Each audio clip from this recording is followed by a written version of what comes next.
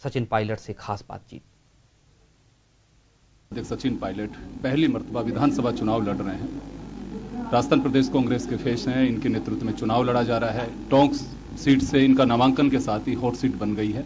सचिन जी, ये hot seat कह सकते हैं टोंक से, क्योंकि एक बड़ा फेस है आप, और किस तरह से देखते हैं चुनाव? ये कोई हॉट सीट नहीं है, ये कांग्रेस की सीट है और यहाँ पर बीजेपी ने अपना उम्मीदवार बदले हैं।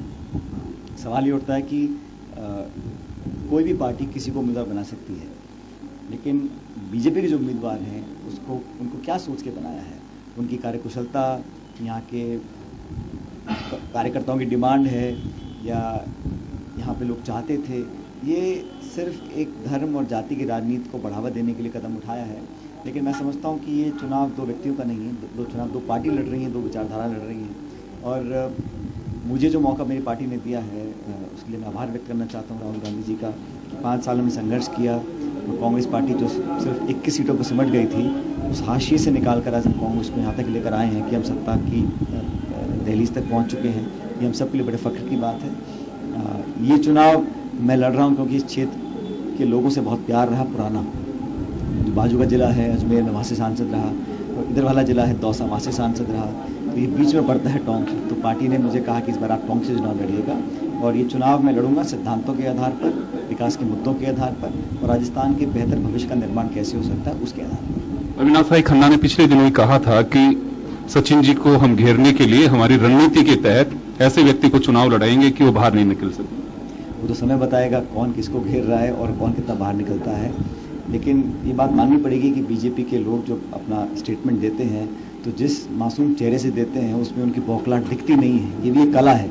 वो अच्छी तरह जानते हैं कि सुपड़ा साफ उनका हो रहा है, कोई घिरने वाला नहीं है। और हमारे सामने जो चुनाव लड़ रहे हैं उनको उनके विधानसभा क्षेत्र से क्यों निकाला गया? उन्होंने काम नहीं किया था या वहाँ पे उनके खिलाफ शिकायत थी, वो वहाँ लड़ना चाहते थे, वहाँ लड़ने नहीं दिया, यहाँ से दिया। बहरहाल उनका निर्णय है। जहाँ तक भाजपा के बाकी नेता हैं, अभी चुनाव का समय है। और मैं तो बोलता हूँ कई बार,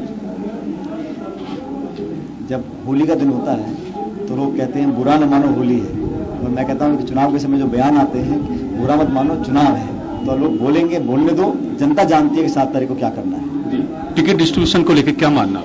टिकट डिस्ट्रीब्यूशन हम लोगों को, क्योंकि हमारे कुछ अलायंस थे, 2-3-4 पार्टी से हमारी बात हो रही थी, तो उसमें अलायंस के साथ डिस्कशन में हमेशा टाइम लग जाता है और फिर जिले के समीकरण बदलते रहते हैं। उसमें थोड़ा हमें समय लगा, लेकिन मैं समझता हूँ वो ठीक रहा, क्योंकि हर प्रत्याशी को ढंग से बैठकर सुनने का मौका मिला।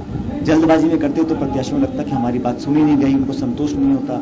इसलिए हर विधानसभा क्षेत्र में 10, 15, 20, 30 उम्मीदवार भी हैं, उन सबकी बात सुनना, समझना, अध्ययन करना, फीडबैक लेना, नेताओं की आम राय बनाना, समय उसमें लगता है। लेकिन अंत में जो हम लोगों ने लिस्ट बनाई है 195 कैंडिडेट्स की, एक संतुलित लिस्ट है।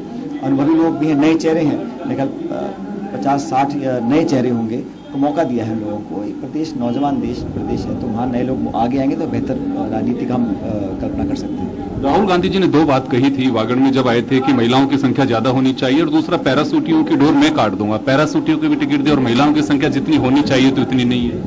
नहीं, पैराशूट जो व्यक्ति पॉलिटिकल फील्ड में काम कर रहा है 2, 5, 10, 15 साल से, परिस्थिति के आधार पर अगर कोई अपनी पार्टी से परेशान है और एक नई शुरुआत करना चाहता है और कांग्रेस की विचारधारा से जुड़ना चाहता है, तो उसको मैं नहीं कहता हूं कि पैराशूट कहेंगे, लेकिन लगभग हर सीट पर कांग्रेस के जमीनी कार्यकर्ता को देने का काम हम लोगों ने किया है।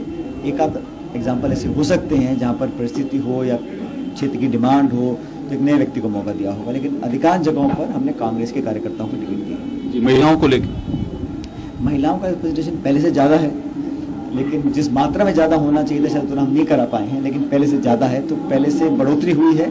आने वाले चुनाव में और करेंगे उसको। जी, कितनी सीट मान के चलते हैं रास्ता? ये काम आप लोगों का है, आकलन आपके हैं, लेकिन मुझे लगता है कि अच्छा बहुमत मिलेगा, और जितना लोग उम्मीद करते हैं उससे ज्यादा बहुमत मिलेगा। अभी भी मुख्यमंत्री के चेहरे की चर्चाएं हैं, वो आप लोग चर्चा करते रहोगे 11 तारीख तक, और 11 के बाद होगा वही जो मैं आज कह रहा हूँ कि सारे विधायक बैठेंगे, कांग्रेस पार्टी निर्णय करेगी किस व्यक्ति को कमान संभालनी है।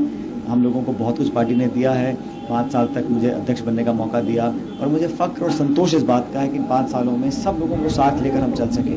आप मीडिया और भाजपा के लोग चाहे कितना मर्जी विवाद पैदा करने की कोशिश करें, लेकिन 5 साल तक सीधे रास्ते पर कांग्रेस पार्टी चली, छुटपुट कोई इधर उधर बात हुई, लेकिन एक मत से एक रास्ते पर कांग्रेस चलकर आज इस मुकाम पर खड़ी है कि हम सरकार बनाने जा रहे हैं। जी। एक मेरा सवाल ये है कि इश्यूज जो होने चाहिए चुनाव में, मुद्दा क्या रहेगा कांग्रेस? मुद्दा एक तो सरकार के परफॉर्मेंस को लोग वैल्यूएट करते हैं, वो स्वाभाविक मुद्दा है, एक ऑटोमेटिक मुद्दा है। मुद्दा ये भी है कि हम लोग क्या लेकर, बहुत जल्द हम अपना जन घोषणा पत्र लेकर आएंगे, तो आपको पता पड़ेगा कि हम क्या ब्लूप्रिंट तैयार कर रहे हैं। मुद्दे विकास के होने चाहिए, किसी और मुद्दे पर बात करने का मतलब नहीं है। आज जो भाजपा ने वादे किए, हम उनसे जवाब पूछते हैं, आंतरिक सुरक्षा, महंगाई, करप्शन, नोटबंदी, जीएसटी, सांप्रदायिक तनाव, सामाजिक तनाव, टकराव, समाज में जहर, ये सारी बातें, इसका जवाब कौन देगा? लेकिन बीजेपी चाहती है कि मुद्दे को बात मोड़ दिया जाए, चाहे गौरक्षक के नाम पर, चाहे मंदिर मस्जिद के नाम पर, चाहे धर्म और भाषा के नाम पर। लेकिन आज के नौजवान एक नई तरह की राजनीति चाहते हैं, वो डेवलपमेंट ओरिएंटेड इश्यूज को देखना चाहते हैं, और वो ठीक वही फोकस राहुल गांधी कांग्रेस पार्टी का है। चलिए, सचिन पायलट पूरी तरह से कह रहे हैं कि हमें चुनाव पे फोकस कर रहे हैं, इश्यूज वही होने चाहिए जो प्रदेश की जनता चाहती है, यानी कि विकास का मुद्दा होना चाहिए, और होना भी यही चाहिए।